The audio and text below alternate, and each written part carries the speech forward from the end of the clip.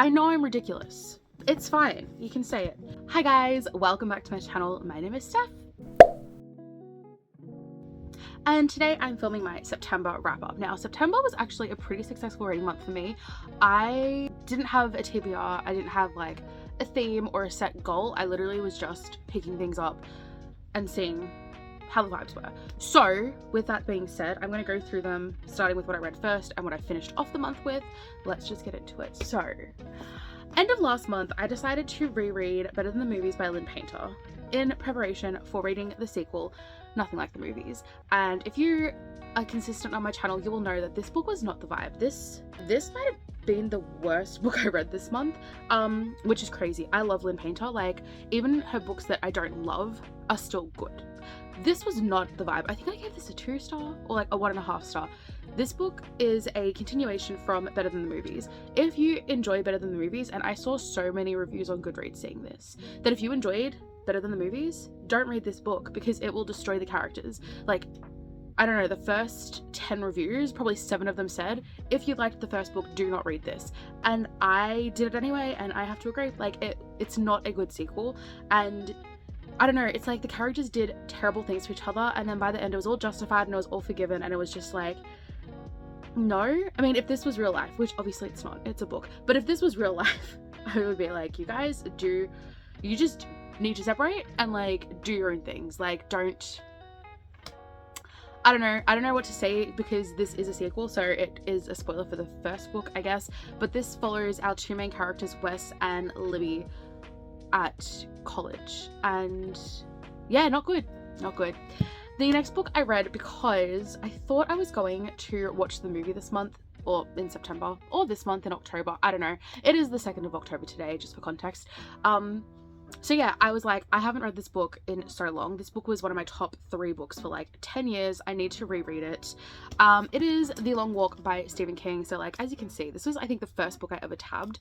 I love this book. This book follows 100 teenage boys who have all voluntarily entered this competition called The Long Walk. And The Long Walk is exactly what it sounds like. These 100 teenage boys have to walk at a minimum speed of 4 miles per hour until there's one man left standing. You don't stop to sleep, to pee, to poop, to eat, you just keep walking. And this book is quite horrific. There are like obviously a lot of character deaths because by the end, like, one person's alive, 99 are dead. But it's also like strangely and surprisingly heartwarming and just follows these teenage boys that for whatever reason have basically signed themselves up for death. And yeah, I just love the two main characters. I call them the two main characters. We've got Garrity, who is the main character. We are reading from Garrity's perspective. But then we've got his friend. Now, I've always said McVries. Apparently it's McVries. I don't know. But Garrity and McVries, their friendship, their like interactions, like there's some homoerotic subtexts. Some of them are not subtext, they're just texts. I am here for it. So yeah, I wanted to read this because I thought, you know what, the new movie is out, I'm gonna go see the movie, but I saw some of the casting choices and I don't know if I want to go to the movies and pay to see it because I think it's just gonna annoy me. So I might wait till it's on streaming. Next, I read a book. This was actually a pick from my brother. So I do this thing when I can't decide what to read, where I'll put like 2 or 3 books in front of my brother and I'm like, yo, pick one for me to read because I can't choose. He picked this one because he said it doesn't look like the sort of thing I would usually read, and I loved it. I think I gave this book 5 stars. It is Ritual by Chloe Elizabeth Wilson. Now, this is an Australian book by an Australian author set in Melbourne, which is the city where I live.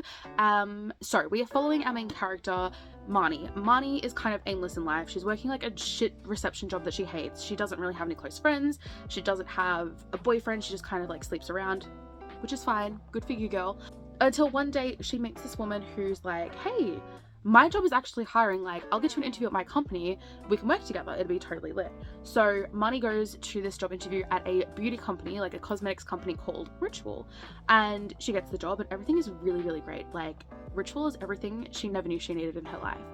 Until things start getting a little bit culty and a little bit weird and a little bit violent, and Marnie is like, seems legit, and she just goes along for the ride, but then things get too much for Marnie, and even Marnie, our oblivious as fuck, rose-colored tinted glasses character, realizes, oh, this isn't right, this is not good. So I really love this book. I think it is like a blend of like culty vibes, coming of age, good for her, problems with the beauty industry. Like, it is a very interesting book. I really loved it.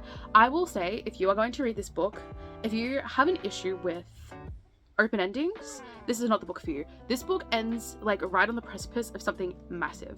No spoilers, but it ends right as a character can decide who's going to die in this situation.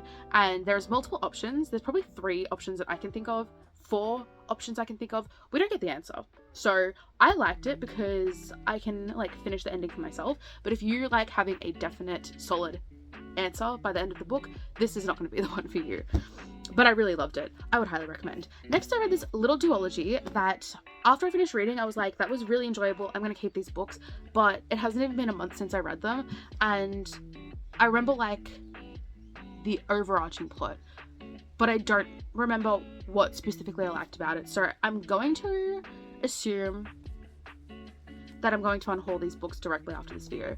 I don't know what this duology is called. Does it even have a name? No. The books are Triple Threat and Death Wish by Kay Webster. These books follow our main character, Landry. Landry, let's hold up this one. Landry has like a super wealthy, powerful, rich father. I think he's in tech. I don't actually remember. She and her younger sister are basically prisoners in their penthouse. Like, they don't get to go to school. They don't get to leave. They're treated horribly. Their father is incredibly abusive and emotionally manipulative. So they have a pretty like depressing life. Then we switch over to this set of triplets, these 3 boys. They have been given a job to basically infiltrate Landry's life. So one of the triplets is going to interact with her at school because that situation changes. One of them is going to tutor her younger sister, and one of them is going to work at the dad's company. So these 3 triplets like divide and conquer to infiltrate Landry's life. However, Landry doesn't know that they're triplets. Landry thinks that they are a single man because they're all going by the same alias. So she's like, his personality is different every time I interact with this man. Like, sometimes he's really sweet, sometimes he's really scary. Like, this guy might have DID or some situation. Now, that might sound like I just spoiled the entire book for you, but you find this out in chapter 2. So that is where I think this book maybe was at a disadvantage of itself, that we get Landry's POV first chapter, and then the second chapter we follow one of the triplets' POVs and we see all 3 triplets. I think it could have been slightly more suspenseful and a little bit more impactful if this was just from Landry's POV, at least the first book, because the reader will have no idea that they're triplets. Instead, we knew they were triplets and we we're like, holy shit, Landry's fucking stupid. So yeah, I don't know how to explain these books. It's very like mob boss versus mob boss, and the younger generation of these mob families getting caught up in the crossfires. I'm just going to throw it out there. I do not like mafia books. I do not like mob books. I don't like gang books. So this was surprisingly not as bad as I thought it would be. But in hindsight, I don't think I'm going to keep these on my shelves, which is so sad because like I think these covers are really beautiful. I just don't think... First of all, I have no space for them on my shelves. Like, in this very moment, I don't know where I would put them. Second of all, I don't think I need them. So I will kindly be saying goodbye to those. They were fun, they were quick, they were short, but I don't need them. So, moving on. I have got Penance by Miss Eliza Clark. Now, this book is a wild ride. This book is... If you take out the very big fact that this book is fiction, it reads like a true crime novel. This book follows a journalist named Alec who has decided that he is going to investigate the murder that happened in this small seaside town. Like, he has decided that he is going to compile a book of exactly what happened. So basically, the long and short of the true crime case is 3 teenage girls essentially beat another teenage girl to death and then set her on fire, which is pretty horrific when you think about like that whole thing. But Alec, really goes into depth. So he's interviewing family members, friends, teachers, he's got newspaper articles, and he is like doing all the research. And I found myself like putting the book down and having to remind myself, this is a work of fiction. It's just that Eliza Clark. Eliza wrote this story so well that it felt real. It felt like something that I would hear on like Bailey Sarian's channel, so well written. I think I maybe was expecting maybe a bit more of an impactful ending. Maybe the way the timeline was constructed was a little bit hit or miss, because like we know most of the details of the crime right at the start, and then we spend the entire book trying to figure out why these girls did this, and we get like answers but nothing super conclusive.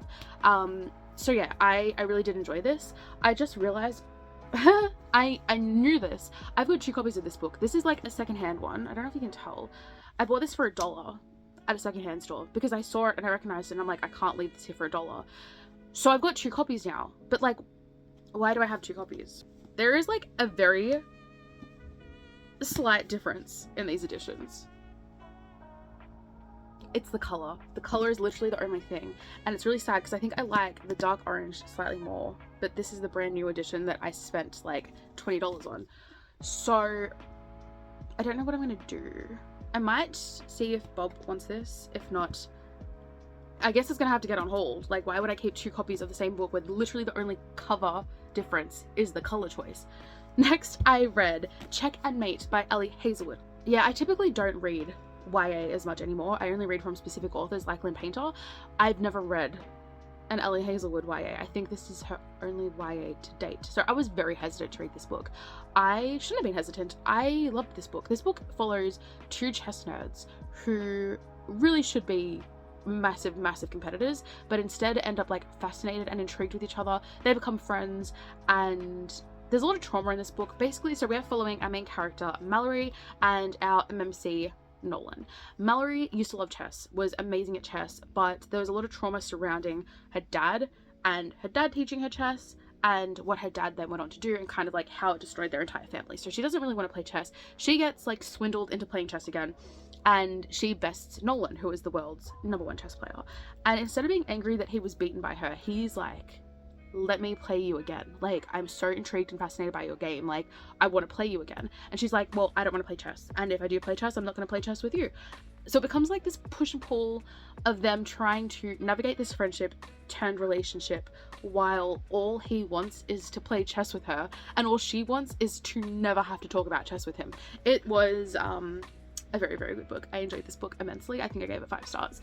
Next, I read The Troop by Nick Cutter. This has been on my TBR since like it first blew up online, and it didn't disappoint as far as the gore factor. It just disappointed as far as everything else. So this book follows a scout troop. So there's 5 teenage boys, 5 teenage boys and their scoutmaster. They are like, hey, we're going to this island, this isolated little land block for, I think, the weekend. We're going to do some scout things. And on their first night on this island, a man rows up to the island on his little boat, and this man is incredibly ill. This man looks like he hasn't eaten in weeks.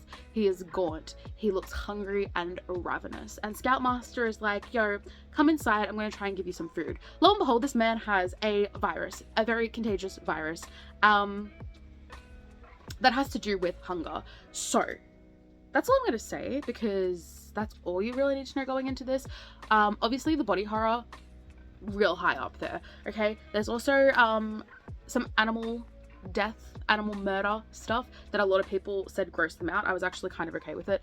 I just read the page and I was like, okay, that happened. But yeah, this book, I think it disappointed me as far as maybe plot.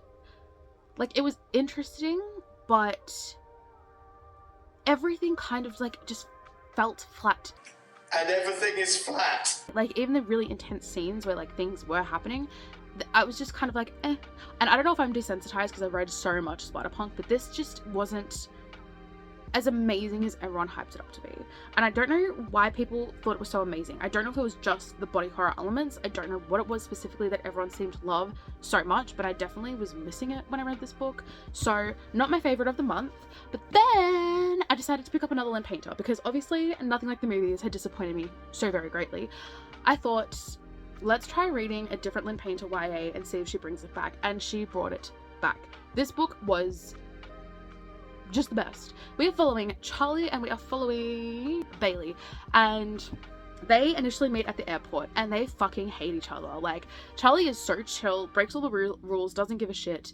Bailey is like a very good girl, follows the rules to a T, and like hates Charlie. And they meet at the airport. They both kind of establish that they are both products of divorce, and that's kind of where they leave it. Years later, they reunite when they both apply to work at the same place. And since they're co-workers, they can't really avoid each other, and they kind of strike up this camaraderie, this sort of like low-key friendship. And it ends up into a fake dating situation, mostly so Bailey can piss off her mom and her mom's new boyfriend. And as a child of divorce, this was very relatable. There were a lot of moments and a lot of scenes and a lot of feelings in this book where I was like, yeah. Like, at one point, kind of spoilers, but at one point Charlie mentions that like his mom is pregnant again with his stepdad. And as someone who has been through the situation of a parent having a child with someone new, the feels. So yeah, I found this book incredibly relatable, also really well written, and Lynn Painter like creates these YA relationships that when things inevitably fall apart for a second, my heart like clenches. Like I get so like, I know they're gonna get back together, but it needs to happen now. I really loved this. This was a very, very fun time for me. Then I read a book that I had no idea about. I literally saw this book on a single person's TikTok being like, thrillers I enjoyed recently, and I thought, yeah, like, let's buy it. I did buy it secondhand, so don't be too mad at me. It is called The Club by Ellery Lloyd. Now, first of all, Ellery Lloyd is actually a married author couple, so husband and wife that write together, which I thought was really cute. This book is kind of fun, a little bit campy. There is this chain of like resorts that are called Home, and Home is where like the highest of elite people, the most famous celebrities, basically go as like a little hideaway resort. They don't have their phones there, they are safe from the public, from prying eyes, they can get up to whatever mischief they want to. And this book starts when a new home is being opened. It's called Home Island from memory, and we follow a bunch of perspectives as like what starts as a perfect opening of a new resort turns to absolute shit. So we are following like quite a few different POVs, I think 4 POVs throughout this book, but at the center of it all is the owner of Home, and his name is Nick. And Nick is like not a good person. Nick is shady as all fucking hell. So he has got ulterior motives for the particular celebrities and VIPs that he's invited to this event. Meanwhile, we are following like his second in charge, his head of guest inquiries, and head of housekeeping, because they all have ties to Home or ties to Nick that are not good. And I don't know how to explain this. It's very much like a whodunit, or like, well, there are a lot of bodies piling up. How did we get to this point? It was fun. It was easy. I enjoyed it. I will be keeping it, but I don't think I'm going to remember the specifics. Like a couple months from now, I'm not going to know who did what, but for what it was, I really enjoyed it. Then I was like, girl, it is time to catch up with Abby Jimenez, because this book I pre-ordered and then I didn't read. So, Say You'll Remember Me is this really lovely romance. I wouldn't say it is super dramatic, but it was just nice. It was just a really nice romance. We are following FMC, MMC. I'm so bad at remembering character names lately. They meet because he is a vet, she's just acquired a new kitten, and she takes her kitten to the vet. So that's how they meet. She's like, holy shit, he's an asshole, he fucking sucks. And he's like, oh, she is so fucking beautiful. They meet again and decide, let's just go on a fucking date. Like, they are so attracted to each other, it's ridiculous. So they decide to go on this amazing date where both of them are like, however, I only just met this person, like, this date is amazing. Like, I feel like I'm so comfortable, like I've known this person for years, and everything is going fucking amazing, until FMC is like, so I'm actually moving across the country tomorrow morning, sorry to put a damper on things. And he was like, well, why? Okay, let's just enjoy the date while we have it. So the date ends, she ends up moving cross country, but neither of them can forget about each other, and not in a I wonder how they're doing kind of way, in a holy shit, I can't believe we haven't spoken in a couple of days, like I miss them kind of way. So this whole book is basically just trying to make a long distance relationship work. Meanwhile, FMC's got a lot of family issues happening at home. Her mom has been diagnosed with dementia, so her entire family is kind of struggling to deal with that. And MMC has got a lot of guilt and trauma around his parents. So a lot of familial trauma to work through in this book, but I thought it was really well done. Like I said, this wasn't my favorite Abby Jimenez. It was a very non-dramatic, non-toxic couple, which is good if you're like looking to find a role model romance, but not good if you're a trash queen like me who loves the toxicity in books. But it was just like, it was nice. Like, these two people obviously really cared about each other, and it just sucked. Like, a lot of the things that happened in this book were entirely out of their control. So I really enjoyed it. I've got a fucking numb foot right now. Next we have got The Wedding People by Alison Espach. This was my book club's pick of the month. I am so glad it was. I fucking love this book. I gave this book 4.5 stars. Like, this book I thought would be, you know, average, like a 2.5, 3-star read. I fucking loved it. So we are following main character Phoebe. Phoebe has decided that she's fucking done with life. Like, she's done. She don't want to be on this planet anymore. She's got nothing to live for. Like, her husband has divorced her. Her cat just died. She hates her fucking job and she hates the students that she teaches. And she's overall just having a really bad time. So Phoebe decides that she's going to book in a room at this hotel she's always wanted to visit. And she's just going to end her life. Like, she's done. She finds out once she gets there that she is literally the only guest in this entire hotel that is not a wedding guest, okay, for this massive, like, 6-day wedding that is happening at this hotel. And she and the bride interact, and the bride basically is like, you're not supposed to be here, like, this is my wedding, you're not supposed to be at this hotel. And Phoebe's like, it's okay, like, I won't be a problem much longer because I'm gonna kill myself tonight. The bride, Lila, says, you can't kill yourself, this is my wedding, like, you cannot kill yourself, that's gonna ruin my entire week. And they strike up this, like, friendship, and I just love this book. The wedding guests, all the side characters, so fun, so amazing, so believable as characters. I said to the girls at book club, I was like, these characters felt like people. They felt real. I could easily read a book about any of the side characters that we met in this book because I was just, like, endlessly fascinated by them. So I would highly recommend. This was an amazing pick for my book club. So the penultimate book of the month was Rock Paper Scissors by Alice Feeney. This was a random decision. I had no thought process picking this book. I literally looked at my shelves and thought, yeah, this book. This book follows our married couple, Amelia and Adam, who are having some rough times in their marriage. And Amelia wins this weekend to get away to the Scottish Highlands, and she's like, this is the last chance for our marriage. Like, if we don't get through this weekend reconnected, there's no hope for us. Adam kind of feels exactly the same. You see both their POVs. These two seem to fucking hate each other. But they get to this little renovated church that they are staying in, and things are weird. Like, they get there and the church is locked. Then there's, like, power outages and, like, weird things are happening in this church. And Amelia and Adam are like, is it our pasts coming back to haunt us? This was very much a whodunit. I picked up on something in the book, but me picking up on it didn't help me guess the ending whatsoever. So I still enjoyed this. I love Alice Feeney's books. I think Alice Feeney and John Mars are maybe, like, quite comparable to me because there's always multiple POVs and the chapters are always really fast and short and zippy. I enjoyed this. I would recommend it if you're a thriller girly, but it's not the best. Like, it's not the best thriller I've ever read, but I did enjoy it, so I would recommend. And then I finished off the month with another pick where I was just looking at my shelves and thought, that's the one. It is Brother by Anya Alborn. This book was, I mean, I said to my brother, it's like The Hills Have Eyes, but make it a romance, kind of. This book follows Michael. Now, Michael lives in a family of killers. His entire family, they find targets, they kill the target, they harvest the target, and they dispose of the target. And Michael is not as invested in this practice as the rest of his family. Like, I mean, he does it, like, it's just a job to him. Like, he'll do the dirty work, but he doesn't enjoy it. He doesn't get, like, a pleasure out of it the way that the rest of his family seems to. But then one day his older brother takes him into town and he meets a girl. So he meets Alice, and Alice is, like, a normal girl, and she seems to really like Michael, and he really, really likes her, and he starts to think, like, maybe I can escape my family. Maybe we could run away together. But is anything ever so simple in a horror book? Of course it's not. I would definitely call this horror. There is, like, a significant amount of killing. The ending hurt my soul, but this was just, like, fun times. I mean, that sounds awful, because honestly, a lot of this book, I was just sad for Michael. Like, if you watch my reading vlog, I compared Michael to Rock from Playground by Aaron Beauregard. This character who, like, does, like, you know, objectively awful things, but doesn't really want to do them, like, does them out of a sense of obligation, and, like, is just miserable the entire time. Like, nothing really good happens to Michael this entire book. He's just, like, constantly shit on by everyone in his family, and I just felt bad for him the whole book. So it was, like, fun horror times, but also a little bit like, poor man, poor guy. This is, like, PSA, guys. don't be a killer just because your family tells you should be a killer.